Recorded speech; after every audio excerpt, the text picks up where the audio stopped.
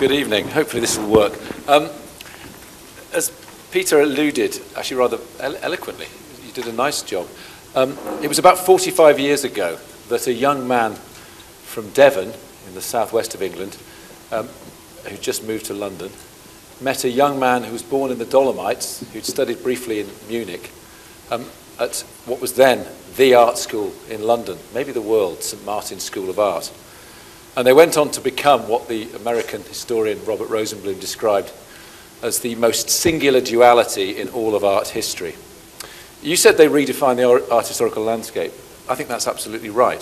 I think what Gilbert and George did as very young artists in proclaiming themselves to be the work, to be living sculptures, was an extraordinary radical gesture. That's something that remains.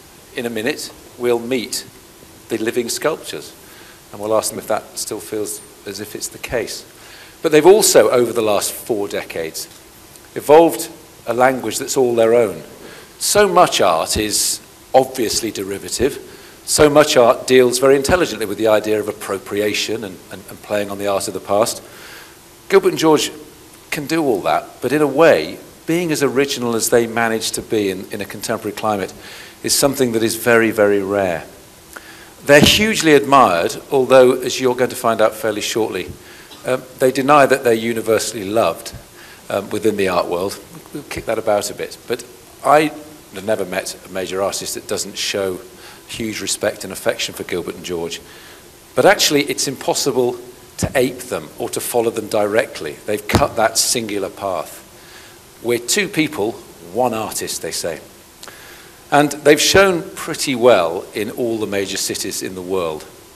And as Peter said, they showed in mainland China in 1993, both in Beijing and Shanghai. And they were the first major Western artists to show there. They represented Britain at the Venice Biennale in 2005, and they had what will never be surpassed as the largest exhibition ever staged at Tate Modern. I say never surpassed because they not only had 2 areas reserved for separate exhibitions, but they also filled the whole area by the escalators and the coffee shop or the tea room with their work. It was a vast retrospective that then travelled to Germany, to Italy, to America. Gilbert and George always work in series. They produce a series of pictures. And the current series, called the London Pictures, is by far and away the largest they've ever produced. 292 pictures, of which 22 will be shown tomorrow night in Hong Kong. And this is a world premiere that we're delighted to be staging, and it's very generous of Gilbert and George to allow us to do so. And they describe this exhibition, or this series of work, as a kind of tsunami. It will start in Hong Kong, it will move to London, and thence to New York, Athens, Basel, Brussels, and other venues to be confirmed. So, without further ado, let's welcome to the stage the most singular duality in art history. Ladies and gentlemen, Gilbert and George.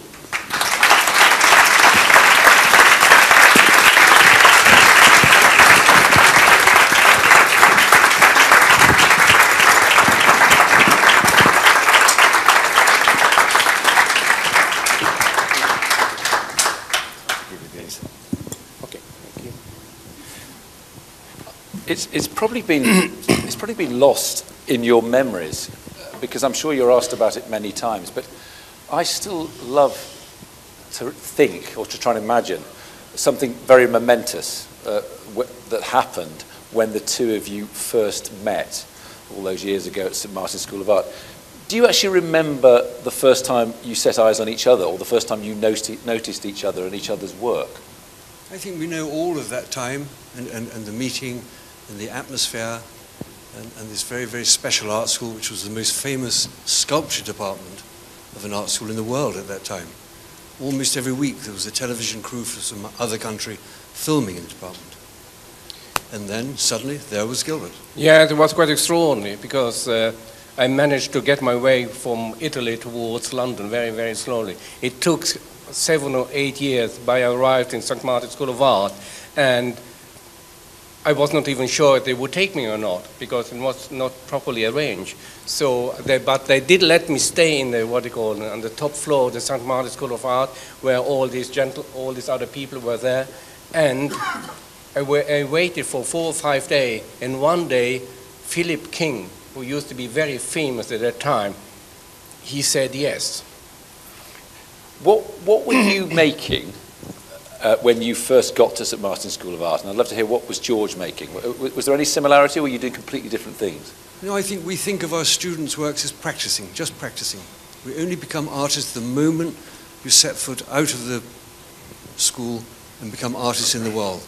That's the magic moment. We weren't the kind of students, we weren't the goody-goody students who expected and got a part-time teaching job, or a grant from the Arts Council, or something special from the Gulbenkian Foundation, or a year's free studio in Rome. There was no precedent for giving something like that to a twosome.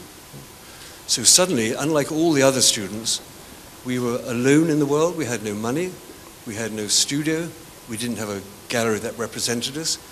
But unlike the other students, we knew that we were artists. They were trying to be artists, trying to find a way to be artists. They thought to make a little money by part-time teaching would enable them to find time to do. It didn't, yes? It was because we were the most disadvantaged students that gave us an amazing possibility. But we do believe in accidents. We believe very much in accident. Even the accident that I met George, it was an amazing accident. And one year later, we were taking images at St. Martin's School of Art rooftop, and we were holding like some kind of sculpture, like a stick or a ball or a mask. You know? And halfway through, we realized that we could be art without anything. And that was it. That was the beginning of us as living sculptures. But it was a kind of accident. I still want to have a little crack at getting out of you, because you've already reached the momentous moment, what it was you were practicing at before you met each other. What kinds of work were you doing before you actually decided you could work together? I think we were very highly trained. I went to art school in Devon, and we studied painting and sculpture and pottery and fabric design, history of art. And Gilbert is very highly trained in the whole range of. Yes, I did 6 years of nude ladies. Bronze. Perfect preparation.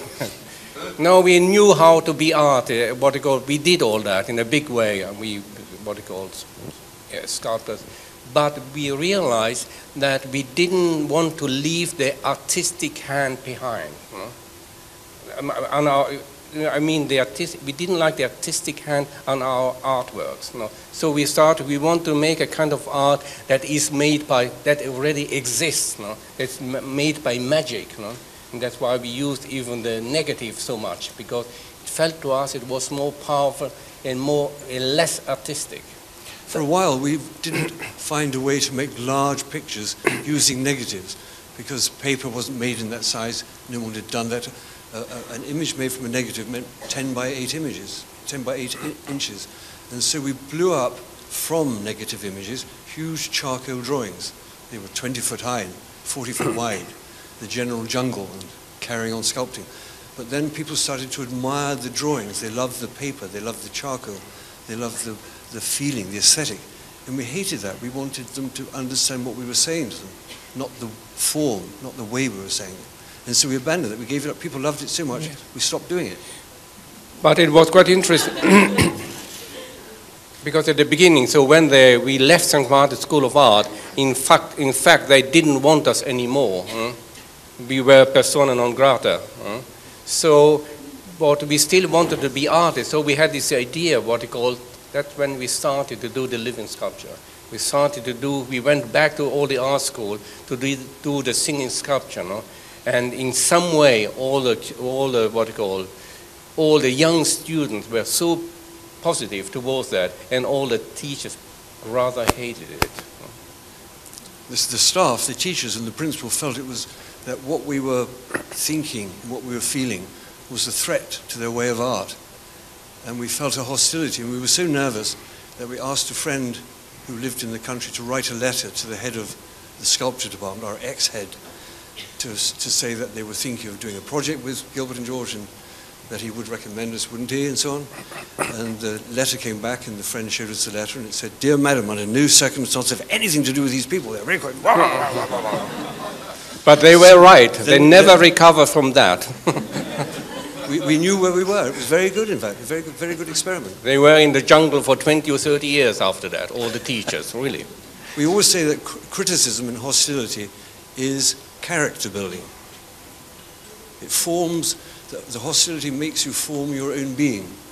Being told something that you are not makes you realize what you are. Yeah, it's very interesting, because then we were very unlucky in the other way, because they did this show in London in 1969 called When Attitude Becomes Form, and we thought we should be part of that, and we were so amazed that when they didn't invite us to be part of it.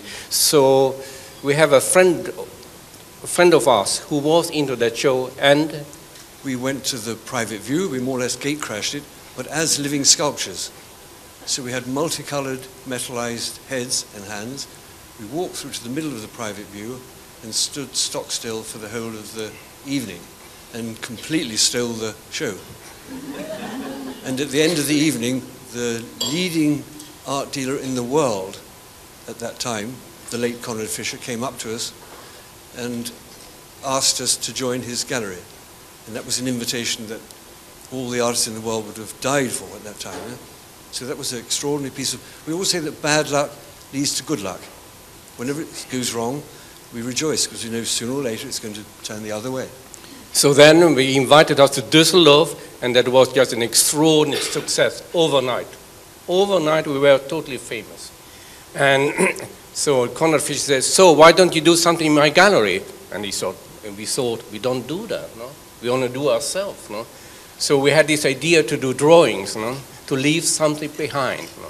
But we wanted to do drawings that looked like we didn't make them. It looked like maybe you find a box somewhere on the attic or in some place, and you open it up and you see these drawings. No? So they look like they could have been done by Rembrandt. We didn't want them to have the look of modern art in that way. Yeah. And they were called, there were 3 panels. They were called Walking, Viewing, and Relaxing. So we're already connected with everyday activities, things that we all know about. And we hang them in the gallery, and the dealer, Conrad Fisher, said, so how much should we charge for them? Yeah? And we were amazed. We'd never thought of selling art. It never occurred to us. We were just artists in the world. And just to be rather arrogant and young and big-headed, and knowing that nobody would buy it, we just said the most astonishing amount of money we could think of at that time. And we said, oh, £1,000. And the next day he sold them. And that then began the drinking sculpture for through 3 years. At that time, £1,000 was enough for us to live for a year. It's extraordinary amount of money. We became very generous. Every night we used to take out all the nightclubs, dancing away and holding up the ceilings. And yes. But it was very interesting, because for the first time we realized ourselves that we were doing a different art than the other artists. We were doing a human art that was more like being part of everybody. No? That we are the suffering, the being unhappy and being lost in the world, and all part of religion being brought up, that we didn't want to be part of that, and all the sexuality. And that became for us, the center of our art became that, all these human feelings that are inside us. Not like, even when we were in all the galleries at that time, were all minimalist artists, concept artists, no color, no nakedness, no crying. We felt quite unhappy in a way, because the art world assumed that there was art, and then there was something else called Gilbert and George, that we were periphery figures. And then we stayed still and continued on our way until the world and the art world moved around, until we became rather central. We didn't have to move to the center. Everyone else had to move to come around us in a way. And then we had another extraordinary piece of luck, like the Conrad Fisher story. We were presenting the singing sculpture in a small, very unimportant pop-up, as they say today, gallery in Brussels, a very wretched place. And almost we shouldn't have accepted the invitation in a way, but we did it. And at the end of the evening, a lady came up to us and said, in a few months' time, I am opening a gallery in New York, and I would like you to do the opening exhibition. And this was Iliana Sonnabend, the legendary art dealer who started the 420, the whole of the downtown art craze. And we went to New York. Why she should have thought to open a gallery with 2 young men on the table singing an old-fashioned song, I can't imagine. But it seems she was quite clever in a way. It was very interesting that because like New York was at that time the city of the artists, all the intellectual, all the artists, they were superior to everybody, but they became so involved in the singing sculpture that they actually were crying in the end. It's true. You're very generous, maybe a tad disingenuous about luck, because I think that in a sense you make your luck by the power and the originality of what you were doing. But it's interesting you tell it in that way. But now, I mean, at every juncture you say that success happened. Now you're phenomenally successful artists. Does that bring problems for you? Is being incredibly successful known everywhere, having shown almost in all the great museums and so on, does that in a way present problems for you as artists because you've always seen yourself as outsiders? No, we don't feel successful in that way. I think it's only a problem if you're a very boring newsreader or something, then you can hardly go to a supermarket. For artists it's quite different. I think it's nice being an artist in the way we are. No, it's very interesting because it's very simple. We do a big show and then we are back in the studio and we don't see anybody. That's it. We go to dinner every night alone, we walk up there. So we don't feel part of what is going on the other side. No? The next, for us, is only what to do next. No? That's it. How do you, I want to come on to the London pictures shortly, but very curious in general, how a series of art or an individual artwork comes into being. Do the two of you sit in the studio discussing? Is there an inevitable logic from what you've done before? Or how do you actually start, the metaphoric, the blank canvas, to start to create a work together? That's a huge mystery even to ourselves, because we're always walking along different paths at the same time. We're always exploring and researching and thinking and feeling. And at the moment when we have to be making or creating a new exhibition, whichever path is ready and ripe, that's the one that we will use. It's not something very conscious. One of the first rules of the sculptors we wrote in 1969 was never discuss. People think that we bounce ideas off each other or argue about this or that. We don't. It's not like that. It's a mystery even to ourselves in some way. It's very interesting because we are walking together, we're doing together, so the new interests come about. We are both there when they come about. Maybe they take years and years and years. Like we used to take images that they interested us a little, like the posters. No, we took the first poster in 2001. No, because we were fascinated by it, and because we saw them every single day. No, these are the newspaper posters. Yes, we walked to Liverpool Street Station, and there they were every single day, and then 4 or 5 years later, we did the first picture with them. Then in 2005, we did the bomb pictures. And then we had this idea that we could create an enormous, what we call, sea of pictures. I love the idea that it still is a mystery. So it presumably means that what you do still surprises you. But nobody believes that you don't argue. How do you respond to that question all the time? We say very simply, we don't argue, but even if we did, we wouldn't tell you.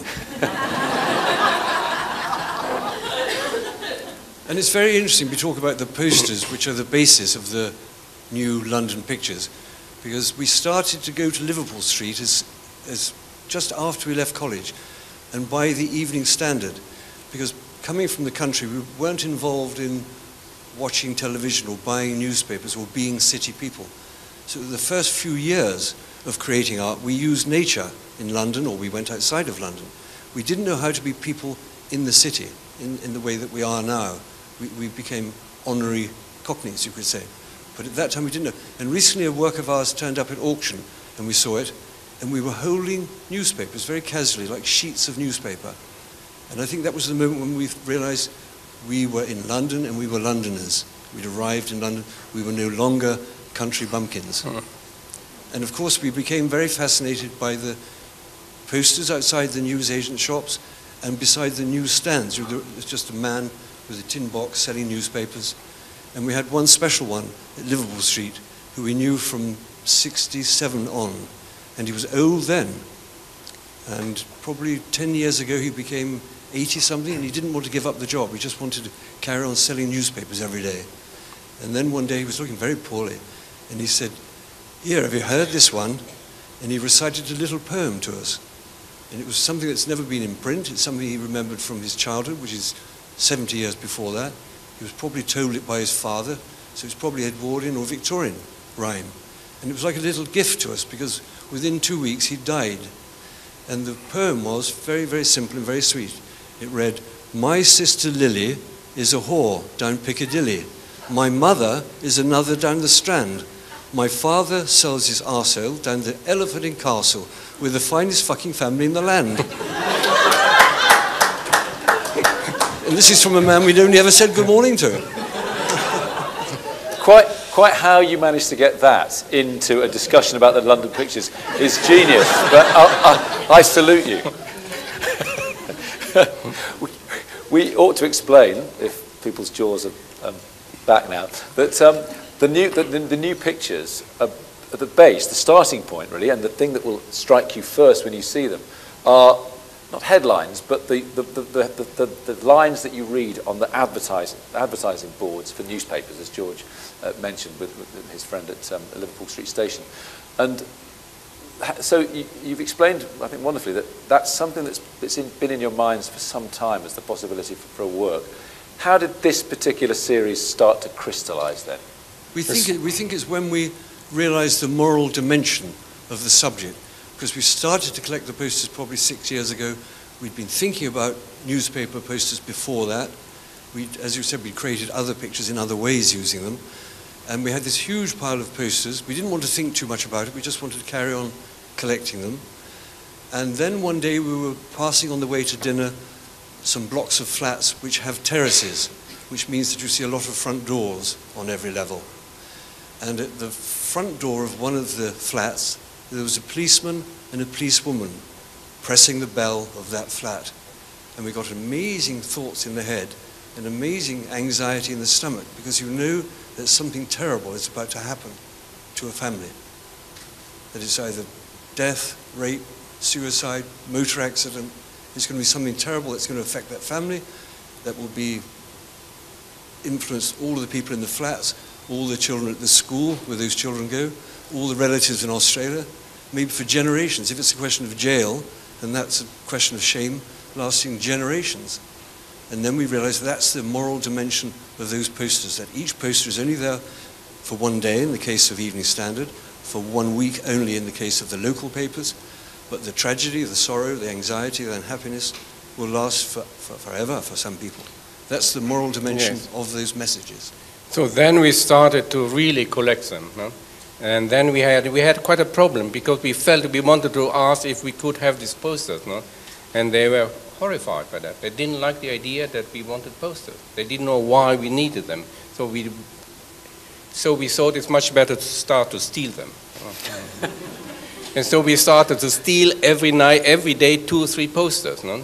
And we had a system how to steal posters, no? Somebody always had to go into the shop to buy a Mars bar, and George would steal the poster outside. So this is virtually a crime spree, given that you ended up with 3,700. 3,712 individual thefts, yes. And it was like 2 years ago that we started to divide them up into what you call subjects. No? It was Christmas time. We laid them down on the studio floor. We ended up with 292 piles. So it's death, dies, dying, deaths, cemetery, hanged, grandpa, hanging, holiday. Each one in a different pile. And at the end of the day, when they'd all been sorted out, we had this huge carpet of unhappiness, sorrow, doom, depression, suicide. We suddenly stood in the middle of the room and thought, is this the world we all live in? How much of it did we help create? How much did we not help it being different from that? Because that is the world we all live in. But the extraordinary is because what you call the poster, the next day they disappear. They are finished, no? But the artwork that we do, they are frozen in time there for quite a long time, no? And that's quite exciting for us. So in some way, the pictures are a celebration of all those lives, and in many cases, deaths of those people. And then we started we tried to want to take images of us, to create them like some ghost-like images that are part of the London scene, like what we call a mist coming down in the evening. That was the kind of background with us, not distorted, but reflected into different places. No? So you photographed yourself in reflections and so on? Yes, we took roughly 10,000 images. No? And we didn't want perfect images for the first time. Normally we used to do quite perfect images with what we call spotlights on all the sides, but this one we wanted to do more kind of journalistic, fading away, fading in, fading out. Yeah. What is the role of the two of you in your work? It'd be too simplistic to say they're self-portraits, but in what ways do you populate your pictures? We think, first of all, that our pictures are visual love letters to the viewers, and therefore they'd always be signed by us, never by somebody else, just as all of you, whoever you write to, you will only ever sign your own name, so the signatures to the letters. But we think we also are there as reminders of how we are, and there was a time when we weren't here, and there will be a time when we won't be here again, and they're there for that reason as well. But we understood a long time ago that every artist who does a picture, like Van Gogh, when you go into a museum, you don't say, oh my God, that's a beautiful landscape there. That's a very beautiful Van Gogh, that's what they say. Or when you see a Rembrandt's face, you don't know who he was or what it is, an old man. But it is always, you say, a Rembrandt's face. And then we are trying to do that. It's G vision of the world. And we are behind there, maybe like a pope.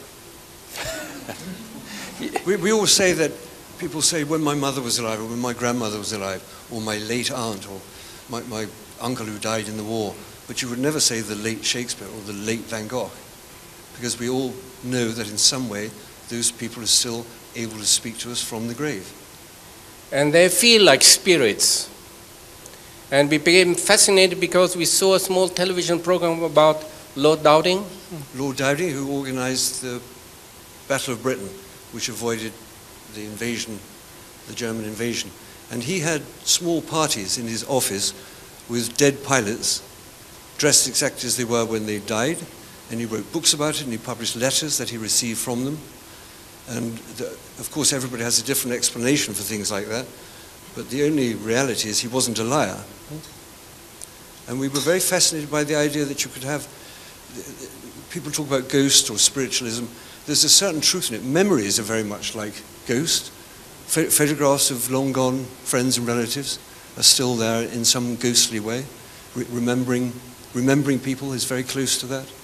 We like the idea of those different ways of being. It just doesn't have to be only living people and then dead ones. Yes. There are other ways of seeing life. Yes, he was so unhappy seeing all these pilots, flying for the first time and dying, that he didn't know how to cope with that. So he started to create his own parties with the dead soldiers. Yeah, he was just extraordinary stuff. Marshall, so partly his trauma, but it's very interesting that you're now, in a sense, alluding in your work to a kind of otherworldliness or to a spirituality, because you've been openly and very powerfully critical of religion. I mean, you made a series of work called The Son of a God Pictures, but you've spoken very strongly about that. No, but we always believed in what we call in kind of ghosts in some way. We always did, because we were fascinated by theosophy for a long time, and did the religion to end all religions.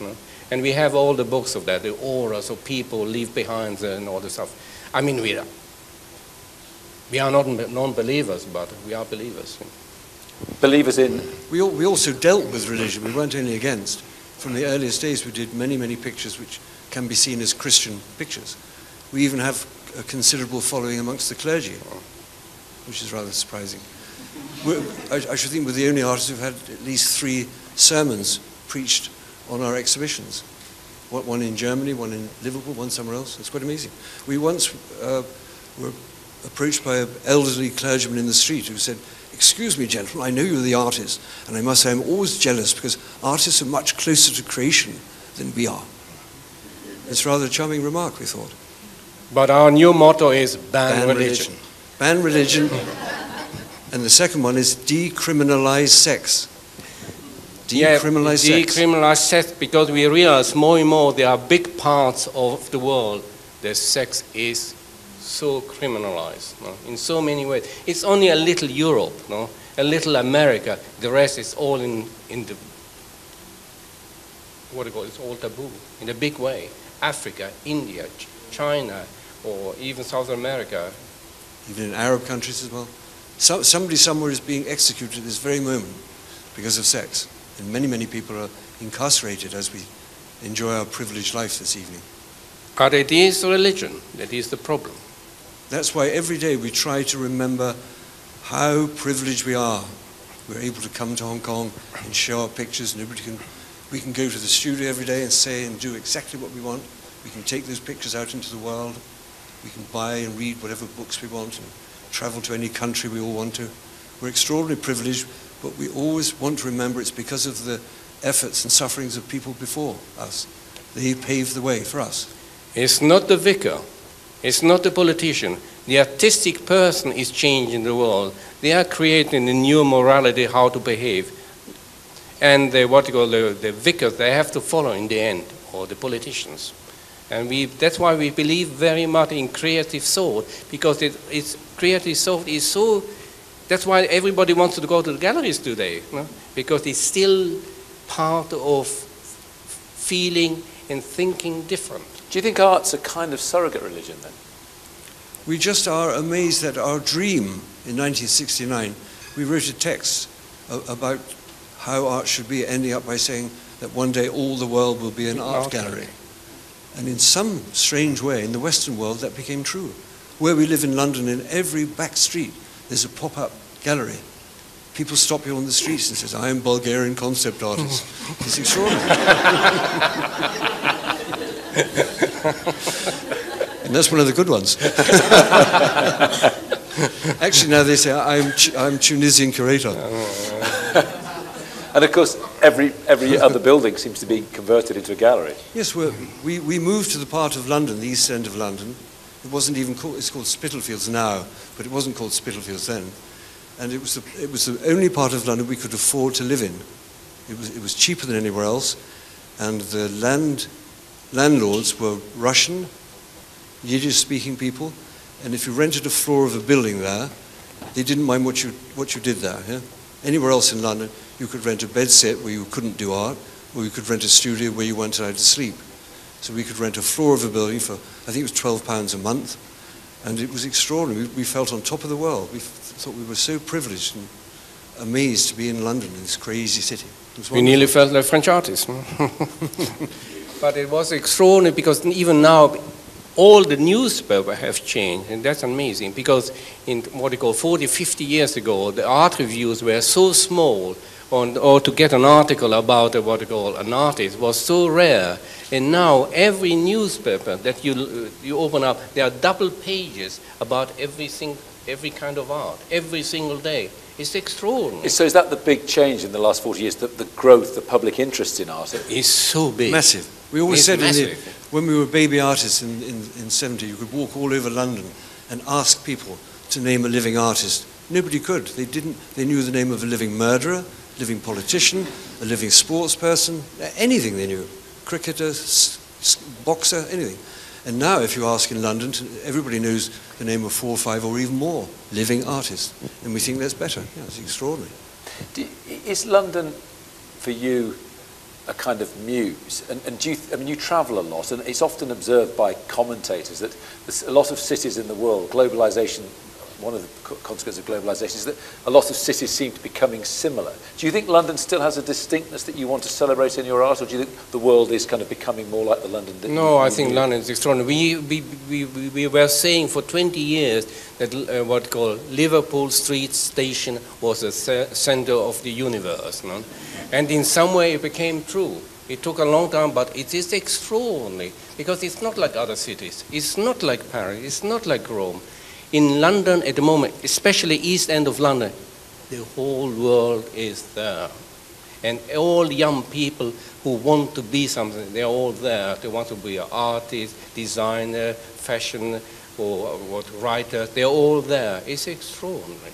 It's just the most typical planet Earth place. It's more typical of the world today. If you go to Geneva or somewhere, it's not absolutely an example of modern planet Earth near Liverpool Street. And it's very strange. You can go anywhere in the world and sit down on an aeroplane or in a room like this, and within 5 minutes somebody says Brick Lane. It's extraordinary. Even only one day after we arrived here, 3 people have said they have relatives who live in flats in Brick Lane. It's extraordinary. You described yourselves as country bumpkins. You came to London. Now it's very much your city. You've lived in the same area, the East End of London, for over 40 years now. Could you conceive of going back to the country, to spend more time, to perhaps reconnect with where you were from originally, to think about the possibilities of the countryside inspiring works of art? Or are you fundamentally now urban artists and urban individuals? No, we did that, in fact, in 1971, because when we were naive and innocent, we did this book called Side by Side, you know, and we went into the country, and we walked in the green grass, and they looked like what you call wedding photographs. Modern wedding photographs. But I think, as I said earlier, it took us a while to get away from being country people, to be really in the city. We did make a mistake once of forgetting about the countryside. We went to visit a friend in North Devon, and we got up early in the morning and were rather amazed by the countryside, having become city people, and we thought it's rather beautiful. And we walked up through the village high street, and it was so quiet you could actually hear insects. There was no traffic or anything. There were birds were swooping down over the estuary, this silver expanse of water. It was delightful, and we really began to enjoy it and think we may be wrong about the country. It was a wonderful, beautiful place. And we reached the top of the hill, and there was a little medieval parish church with all the crooked tombstones and the flowers. And we thought, isn't it wonderful? And just outside the church, there was a young couple of perhaps 20 years with a small baby in a pram. And that seemed somehow to complete the picture. And I turned to Gilbert and said, isn't that absolutely amazing? It's just a paradise, a utopia. And Gilbert agreed with me, and we turned to the young couple and said, good morning. And the young man turned and said, fuck off, you weird-looking cunts. And we said, that's the country. That's what it is. We'd forgotten. It's true. No, the countryside is very intolerant and can be very hostile. That could never happen in a city. Yeah? Could never happen in London, right? Do you encounter, I was going to say, many friendly people in London? It's not like the city, but do you now find that because you are so recognisable, that wherever you go in London, people want to kind of engage with you, and that you've lost something of the kind of anonymity, that you become public figures through your art? Well, it's very exciting in some way.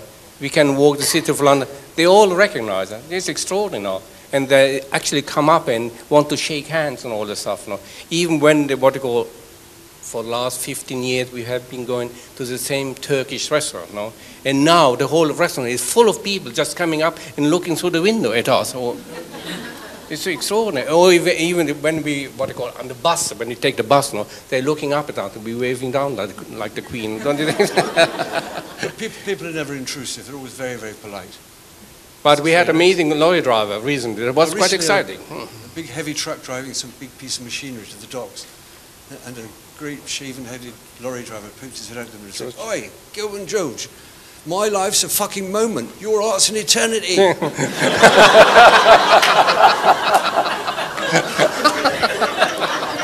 It's very sweet.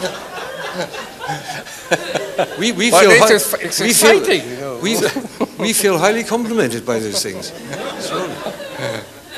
And again, returning to the subject of the newspaper posters, when we were planning the exhibition for Tate Modern, and our friend Hans-Ulrich Ober said, there's never a poster for art, is there? And I said, no, of course, there's always murder or rape or financial bad doings or something. He said, why didn't they ever do one about art? They should do one about you. And we said, if they did do one about the Tate show, it would say something like, Perv duo, desecrate Tate Modern. Yeah? And so we did a fake poster, a spoof poster like that as a print. Yeah?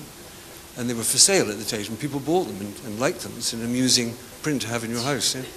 And about a year later, we were sitting in our restaurant, and a very nice middle-aged gentleman came up to our table and said, "I'm sorry to trouble you, gentlemen. I just want to tell you, I bought a pair of duo for my brother for Christmas. He loves it."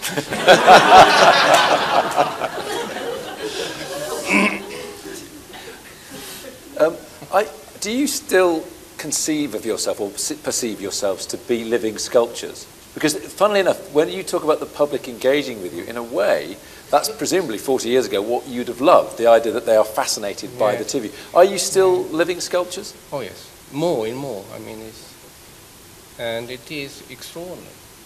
We are able to keep what you call this outsider, and we are in the middle of everybody, but we are still completely alone in the middle of all the public. They cannot touch us.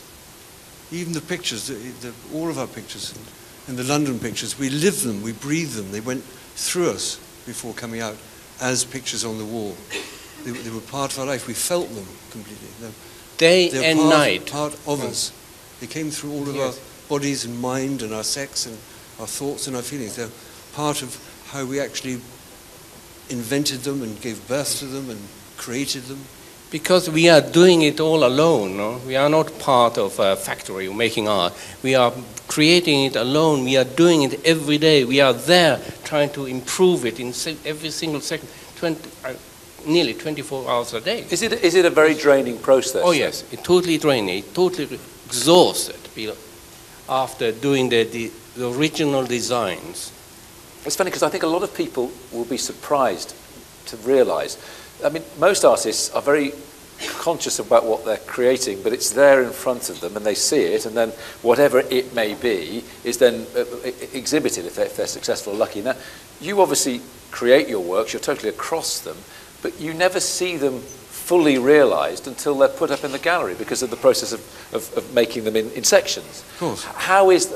It's an interesting thing to share now because you've only just seen London pictures for the first time. Properly for the first time, yes.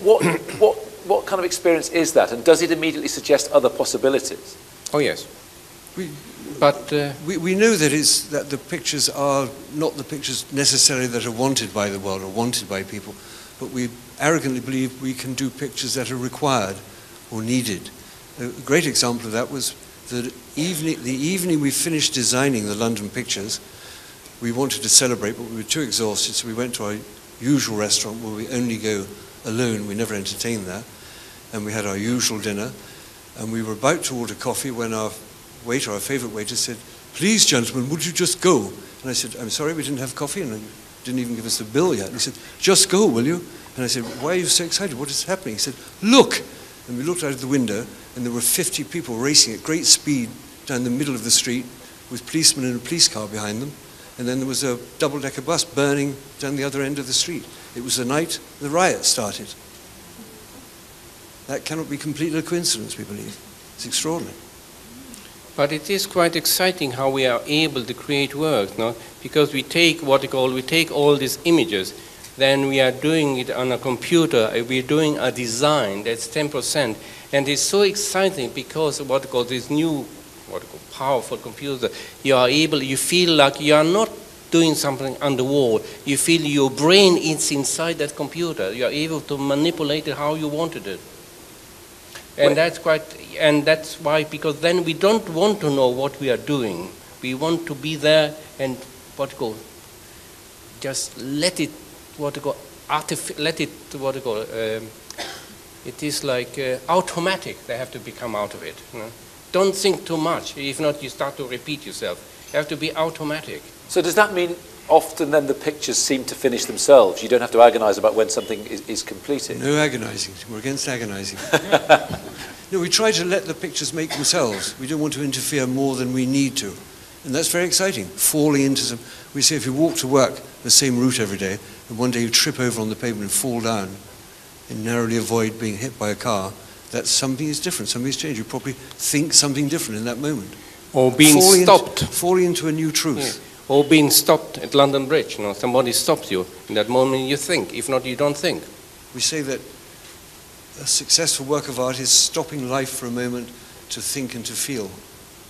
So that all of those 500,000 people who cross London Bridge every morning, and again in the evening, if somebody takes them by the arm and says, "Excuse me, I would like to tell you something," that's stopping life for a moment to think. They will remember that forever. And that's what we try to do. Does it get, easy is probably the wrong word, but do you find it that you have a greater facility to make art the more you've done? It is a joy and a pleasure to create pictures. We do enjoy it, I must say. But we are driven. We find the response very rewarding. We don't want to know. We are driven every day. That's it. And we never know how it's going to be next, and that's very good. We don't want to know. That's our big motto. We just want to do it. You've recently, I mean, not only had a major retrospective that toured the world, but you've also compiled an extraordinary double-volume catalogue resume of all your pictures to date, I mean, up to 2 years ago. Then last year you did it with the postcard pictures that you made too. Has that made you look back? Has looking back over your career, in some ways, it started to inform what you might do next, or are you always in the immediate present and in the immediate future? We actually never look into our catalogues because it's very exhausting. We never look back. It winds back the clock and we start to remember all the details all of what happened in 75, 76, who we met, what life was like, what London was like. Who we met, how we took the picture. It's like seeing a huge movie of the past. And who was against us in that time. All that is in our brain, every single detail, or every encounter is in our head. When we see the pictures, we know exactly what the surroundings of that picture.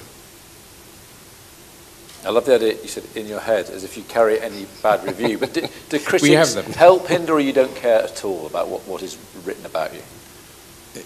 All the artists say they don't care about critics, which is untrue, of course. And we try not to care, but of course one does. We did an experiment once years ago. We will never do it again. And a young critic was interviewing us in Fournier Street, and he talked about criticism. He said, "Oh, it must just go off your back like water off a duck's back." We said, no, it's not true. He said, "Oh, come on, you just go laughing to the bank every time you get a bad review, don't you?" We said, no. And he just insisted that we didn't care about criticism. He went on and on and on. And we suddenly had an idea, and I leaned forward and I said, "May I just say that you're the most unattractive person we ever met and the most stupid critic ever." And he became completely ill. He went completely white and he couldn't speak. He was physically affected. I said, I'm sorry, I didn't mean it like that. I'm just showing you what criticism feels like." He was wrecked in that moment. So we care and we don't care. That's it.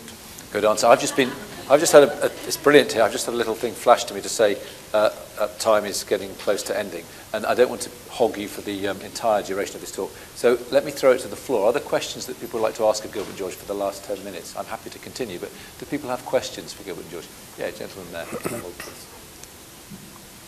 Gentlemen, eventually when you were young, the spur or the motivation, you wanted to achieve something artistically, you wanted to be famous perhaps, you wanted to make a count or two. All of these things you achieved, and yet you mentioned tonight you're still driven.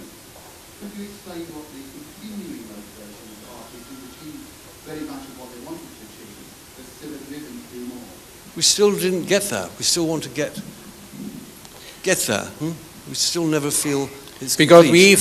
we still feel unloved.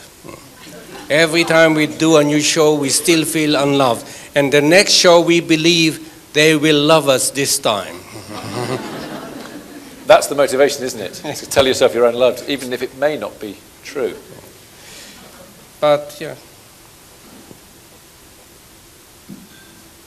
In an era of increased economic stratification where artists sometimes are looked at as an elitist pursuit for the 1%, you've managed to maintain this philosophy of inclusiveness. I guess whether that's enabling people from the Tate to go home with the Herb Duo, or enabling people to go home from White Tube with artwork which is arguably tremendously underpriced compared to what is done in some very mm-hmm.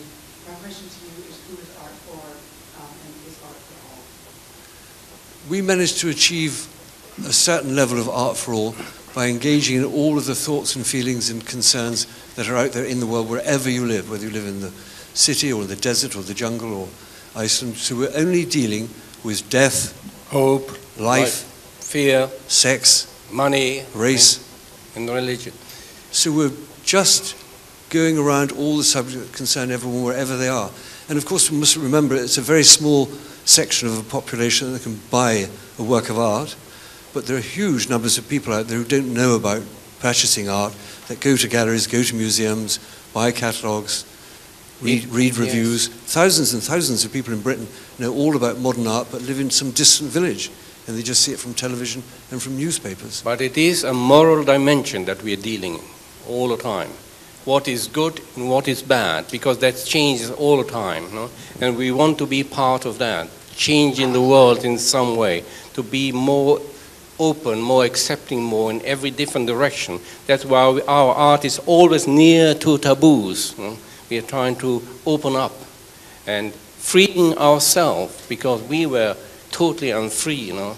We committed mortal sin many, many times. No, we believe in the vast general public. Most of the artists we met in the days when we were socializing with artists believed that everyone outside the museum or outside the gallery was stupid. They thought all of the general public were just some lower class idiots.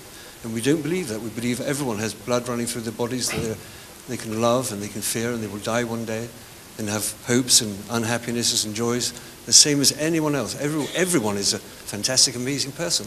And I think people who view our pictures understand that we feel that way. We remember a young person gate crashing our show in Milwaukee many years ago, and we were standing with 100 members of the art elite of that city, and this young black person, the only black person in the museum, gate crashed and ran up to him and said, "I know all about art and artists, and it's always looking down its nose at me, but you guys are different. You speak from the heart." And he ran. Yeah? And that was very shocking for the museum director and his wife and all the trustees. They were amazed by that. I think we kept to that. I'm not asking you to see yourselves as elite, but the description that you gave at the beginning, which is wondrous, about realizing there was a moment when you really felt that you were artists, when you realized that you could work together. Do you think that being an artist is, in some ways, something special or privileged or removed, or would you argue that artists are the same fundamentally as anyone else? No, yes. We wouldn't say that. No, we believe in talent and ability, and we believe that we were able to combine being weird and normal at the same time. We don't want to be weird because we think the artists are weird. We don't want to be normal because too many of them are. But to be weird and normal at the same time was an amazing secret for us. It was a way to live a way that we want to live, that only we want to live. We didn't want to live like anybody else. We wanted to live like we wanted to. The dream came true in some way. So far. Because as what you call, like when I was 7, 8 years old, all what I wanted to be is an artist. No? And I'm convinced that I would never been able to succeed as an artist alone. But together it became extraordinarily powerful. And I know that 1 hour without George, I would feel very lonely. Beautiful. That's why the world is divided into twos. Most people in the world, most creatures and human beings are divided into twos. It's a great strength. Yeah, even being two created this wall around us. We have managed to protect ourselves from all the enemy outside. Because we still call everybody the enemy. They're all outside there, the enemy. It's us and them. It's us and them all the time. Us and them, there's nothing wrong with the perv duo. We probably should end, but I think that I've just seen that this is a kind of audience where I know we met someone before who works with young people and tries to encourage their creative spirit, and I know there are some young artists here.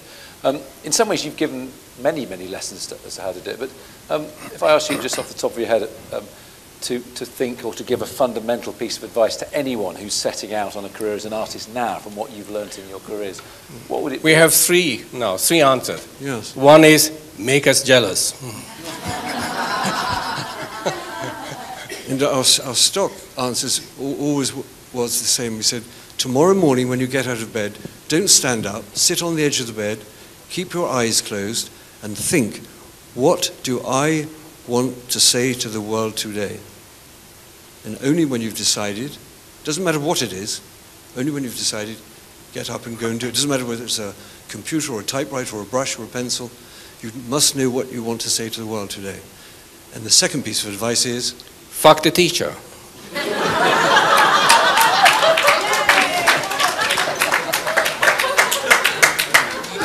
on which happy and edifying note we should all go and have a drink. Gilbert and George, thank you very, very much.